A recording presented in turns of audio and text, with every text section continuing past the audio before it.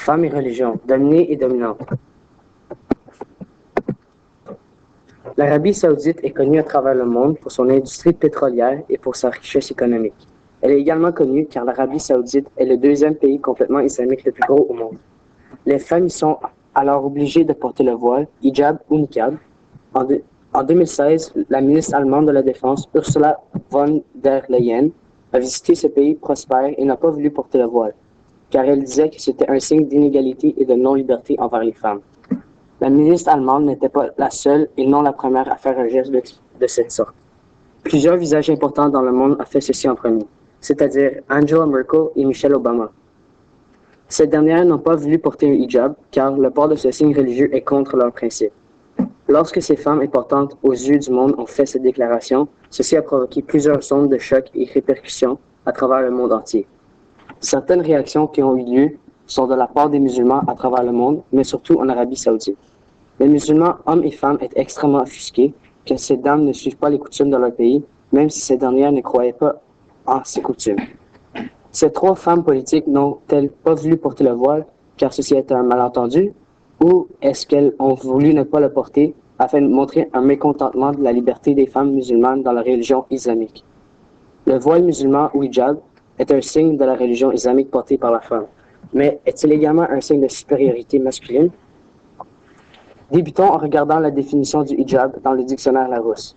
Ce dernier définit le mot hijab comme étant un long voile islamique dissimulant le visage d'une femme, à l'exception des yeux. Dans la langue parlée par les musulmans, qui est l'arabe, hijab signifie rideau, voile, partition ou séparation. Cependant, de nos jours, le hijab est plus souvent perçu comme étant un morceau de vêtement porté par les femmes pendant le jour lorsqu'elles sont en public. Le port du voile par les femmes dans la culture musulmane est l'aspect de leur culture qui suscite le plus de questionnements et de controverses envers leur idéologie. Ces controverses sont-elles basées sur l'histoire de ce morceau de tissu ou les politiques qui l'entourent? Dans ce texte, nous allons observer l'état actuel, l'histoire et les politiques qui entourent le hijab. Le 7 novembre 2013, le Parti québécois a déposé un projet de la loi de l'Assemblée nationale du Québec.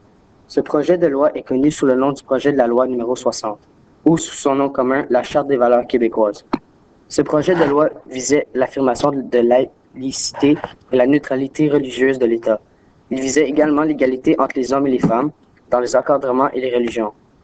La Charte des valeurs avait pour but de ne pas laisser les femmes et laisser les croyants montrer leur dévouement envers leur religion. Pour ce faire, la Charte interdisait le port de tout signe religieux. C'est-à-dire, elle ne permettait pas aux hindous de porter le tilak, ni aux juifs de porter le kippa. Elle interdisait également aux chrétiens d'afficher leur croix dans toute représentation de l'État. Et pour finir, les musulmans ne devaient pas porter le voile, dans les mêmes circonstances. Ceci donnait la chance à la femme musulmane de regarder d'une manière égale aux yeux des autres religions. Lorsque la femme doit porter le voile qui lui cache le visage, elle ne bénéficie pas de la même liberté que l'homme à qui la religion n'impose rien. Même si les femmes musulmanes disent que c'est leur choix et elles veulent porter le hijab, en réalité ce ne l'est pas, car pour toutes, certaines d'entre elles disent qu'elles veulent porter le hijab, car depuis qu'elles sont toutes petites, leur père leur a appris à porter ce voile, car il est le symbole de leur religion, l'islam. Il sert à cacher et à conserver le visage de la femme pour l'homme qui la mariera. En fait, si les femmes musulmanes ne portent pas le hijab, elles seront jugées par la société musulmane.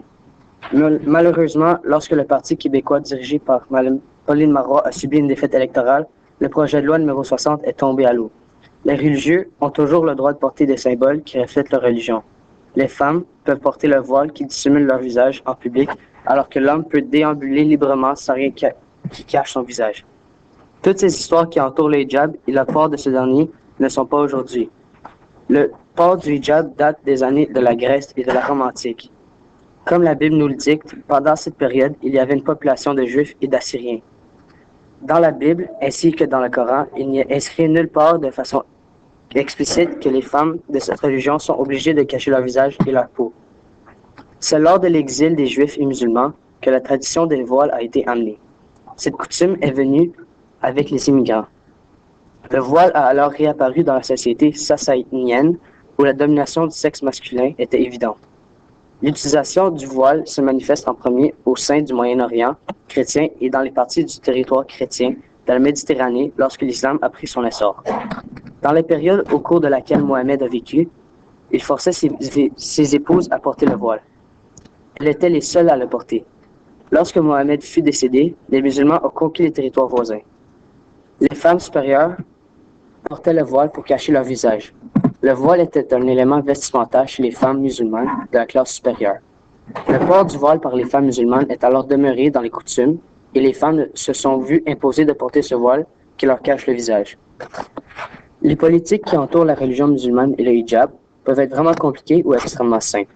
Premièrement, il y a certains pays qui ont complètement banni le burqa ainsi que le port du niqab.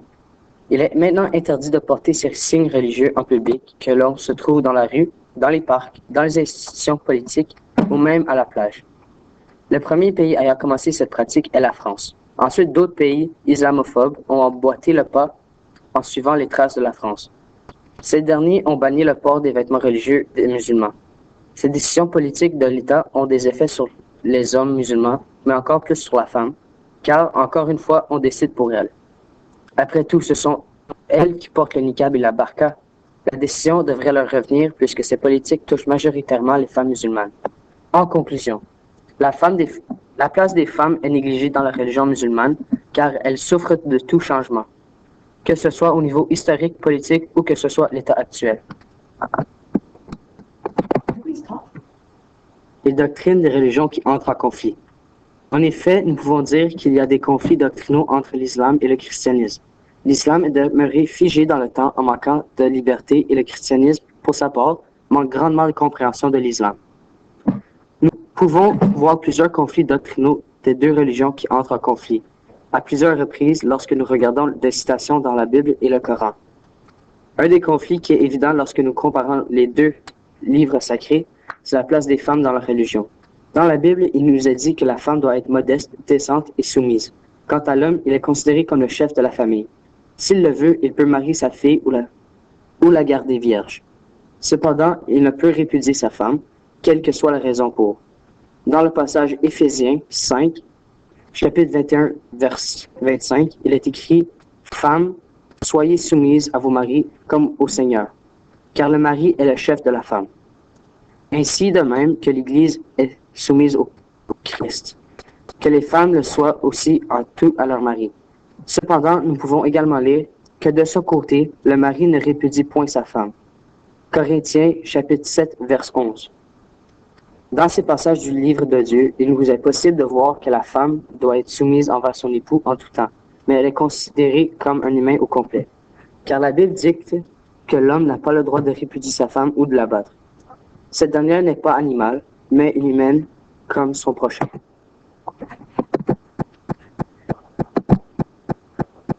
Quant au Coran et sa religion, l'islam, ceci est complètement différent. Lorsque nous lisons des passages dans le Coran, nous pouvons ressortir des extraits où ce dernier dicte qu'il est considéré normal de battre sa femme lorsque l'homme a le moindre soupçon que sa femme est devenue infidèle envers lui. Même s'il n'y a aucune raison qu'il pense qu'elle le soit, il peut l'abattre sans arrêt. Un autre exemple dans le Coran, Sourate, chapitre 2, verset 282, que nous pouvons ressortir démontrant que la femme est inférieure à l'homme dans la religion islamique et qu'une femme est considérée la moitié d'un être humain. Si les hommes et femmes vont en justice, ils vont devoir prendre 2 femmes pour contrer le témoignage d'un homme, puisque la femme est moins importante que l'homme dans l'islam. Ce passage il t'interroge au sujet de la menstruation des femmes, dit c'est un mal. Tenez-vous à l'écart des femmes durant leur menstruation. Ne les approchez pas tant qu'elles ne sont pas pures. Ceci nous dit facilement, et nous pouvons voir facilement que le Coran considère la femme comme la propriété de l'homme et que l'homme vaut plus aux yeux d'Allah que la femme, car cette dernière est considérée plus comme un animal qu'un être humain. En conclusion, les doctrines des deux religions, le christianisme et l'islam, qui entrent en conflit, est le niveau de respect que nous attribuons envers nos mères, nos sœurs et envers nos femmes. Les droits de la personne non respectés. Même si les religions se ressemblent entre elles, il n'y en a aucune qui est exactement comme l'autre. Dans la plupart des religions, les femmes n'ont pas les mêmes droits que les hommes. Elles sont souvent considérées inférieures à ceux-ci, simplement à cause de leur sexe, et donc, certains de leurs droits fondamentaux ne sont pas respectés. Autant dans le christianisme que dans l'islam, la femme n'a jamais eu le même statut social que l'homme.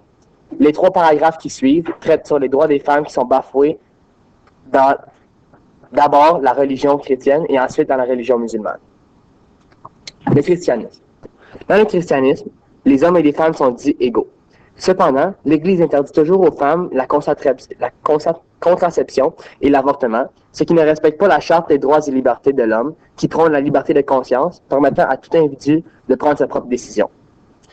Dans ce cas, ça devrait être le choix de la femme si elle veut se faire avorter ou si elle ne veut pas avoir d'enfant. Par contre, comme toute religion, il y a plusieurs faits contradictoires dans la religion chrétienne. Comme l'a dit Paul de Tarse, un apôtre dans le livre du Nouveau Testament, dans la Bible du Nouveau Testament, il n'y a ni juif ni grec, il n'y a ni esclave ni homme libre, il n'y a ni masculin ni féminin, car tout vous ne faites qu'un dans le Christ Jésus. C'est une citation qui déclare qu'il y a une égalité fondamentale entre les hommes et les femmes. Bref, dans la religion chrétienne, certains affirment que les hommes et les femmes n'ont pas les mêmes fonctions, mais ils ont les mêmes droits et les mêmes statuts sociaux. D'autres citent que parce que les femmes n'ont pas le droit à l'avortement et à la contraception, ils ne sont pas égaux aux hommes. En conclusion, il est impossible de trouver une hypothèse juste et raisonnée qui indique clairement la place de la femme dans la religion chrétienne et les droits bafoués.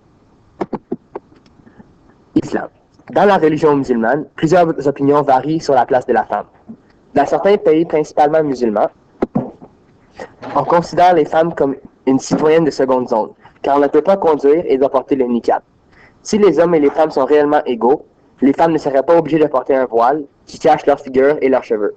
Un extrait du Coran indique aussi que la femme est la propriété de l'homme et qu'elle doit se soumettre à lui. D'autres s'affirment en disant que les hommes et les femmes sont différents biologiquement et donc ne devraient pas avoir les mêmes droits et devoirs. Il est faux d'affirmer que l'islam accorde un statut social égal aux hommes et aux femmes. C'est le Coran qui est en plus grande partie à blâmer pour l'oppression des femmes dans l'islam. Il indique même que les hommes ont autorité sur les femmes. La femme, dans une famille musulmane, appartient à l'homme auquel elle marie. On lui accorde un statut de mineur car elle doit toujours être en présence d'un homme dans sa famille quand elle quitte son logement familial. Tout comme dans le christianisme, plusieurs droits de la personne sont bafoués. L'égalité entre sexes, un principe fondamental à notre société d'aujourd'hui, n'est pas présent. De plus, selon l'article 2 de la Charte des droits et libertés du Canada, la liberté d'expression, la liberté d'opinion, la liberté de croyance et de pensée en sont d'autres qui sont bafoués concernant la place de la femme dans la société musulmane. Bref, dans la religion musulmane, cela semble évident que la femme n'est pas égale à l'homme et donc vue comme étant mineure dans la société. Les personnages importants impliqués dans le conflit. Irshad Manji. Irshad Manji est une journaliste canadienne, musulmane et féministe qui défend les droits des femmes et lutte contre l'oppression des femmes dans l'islam. C'est une femme lesbienne, même si elle pratique la religion musulmane. Elle a écrit un livre dénonçant l'oppression des femmes dans la religion musulmane et est contre le littéralisme.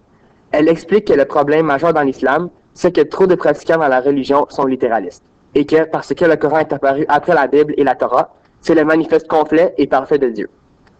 De plus, elle explique que les femmes dans la religion musulmane sont inférieures aux hommes. Elles portent un voile parce qu'elles veulent se protéger contre les regards et les jugements des hommes.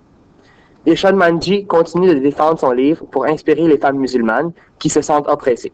Comme elle l'explique, ce dernier demande aux musulmans du monde entier de mettre fin aux violations des droits de l'homme commises entre femmes et les minorités religieuses au nom de l'islam. L'Action catholique des femmes. Le groupe féministe Action catholique des femmes, aussi connu sous le nom de l'ACF, est un groupe situé en France qui lutte pour les droits et les libertés des femmes dans la religion catholique. C'est un groupe religieux qui suit les apprentissages de la Bible et du Christ. Marie Durostu, une femme féministe du 20e siècle, était secrétaire générale du groupe de 1933 à 1969. Elle luttait pour la promotion des femmes au nom de l'Évangile et pour le droit de vote des femmes. De nos jours, le groupe prône les valeurs de la rigueur et de l'efficacité, en invitant les femmes à parler et à exprimer leurs pensées librement. Le groupe lutte pour que les femmes soient considérées égales aux hommes dans la société et dans l'Église. Son but est de convertir la société pour qu'elle soit plus juste envers les femmes les plus fragiles. Ils ont 3 missions: agir, juger et voir ou regarder, qui ont tous pour but de défendre les femmes et de faire en sorte qu'elles soient égales dans la société. Elles offrent des espaces d'écoute où les femmes peuvent aller discuter et régler de leurs problèmes. Enseignement de chacune de ces religions qui permettrait une ouverture au dialogue. Commençons par la religion catholique. Dans la Bible, c'est Jésus lui-même qui a dit de traiter les autres de la façon que nous aimerions être traités. De plus, un des meilleurs amis à Jésus est Marie-Madeleine, une femme. Alors la religion catholique devrait plus possible traiter les femmes comme les hommes. donc être égal et avoir les mêmes droits que les hommes. Ainsi, il y a plusieurs règlements dans cette religion qui négligent l'enseignement de Jésus. Par exemple, seuls les hommes ont le droit d'être des prêtres. Dans ce cas, ceux-ci ne respectent pas l'enseignement parce que les femmes sont rabaissées dans leur propre religion. Nous voyons que même dans une place sainte et dans une religion qui est pour l'égalité pour tout le monde, il y a des aspects qui ne sont pas parfaits. Mais si nous revenons au fait que Jésus a choisi d'avoir une personne si proche de lui qui était une femme et qu'il enseignait d'aimer tout le monde également, pauvres, riches, hommes, femmes, et de traiter les autres comme nous souhaitons être traités, je pense que nous pouvons ouvrir la porte à la discussion sur la femme et la place des femmes dans cette religion. Passons maintenant dans la religion musulmane. Dans les pays musulmans, nous pouvons remarquer que ce n'est pas très paisible, surtout avec les guerres qui se font dans le Moyen-Orient et même à travers le monde. Comme les groupes terroristes comme ISIS et Al-Qaïda, nous entendons les terroristes crier les mots Allah Akbar et nous faisons des préjugés sur leur religion. Mais ce n'est pas la religion le problème. Prenons le port du voile. Dans le Coran, le voile n'a jamais été obligatoire à porter pour l'homme ni la femme. Le voile, c'est le principe de la modestie. Mais le peuple islamique a développé une pensée où les femmes devraient être inférieures aux hommes. Les hommes appartiennent à Allah, mais les femmes appartiennent aux hommes. Et c'est de cette pensée la naissance du port obligatoire du voile pour les femmes. Donc, on peut voir que la religion d'islam n'est pas si pire qu'on le croyait. Mais il n'y a aucun enseignement dans le Coran qui dit que les femmes sont des esclaves ou les sujets des hommes. Et le Coran ne dit surtout pas que les femmes doivent être inférieures aux hommes.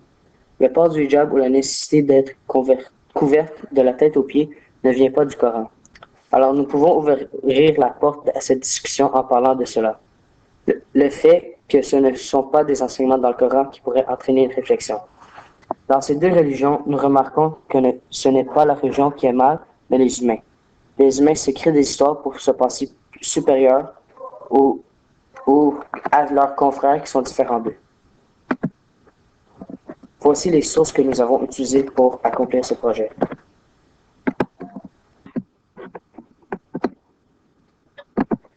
Wow!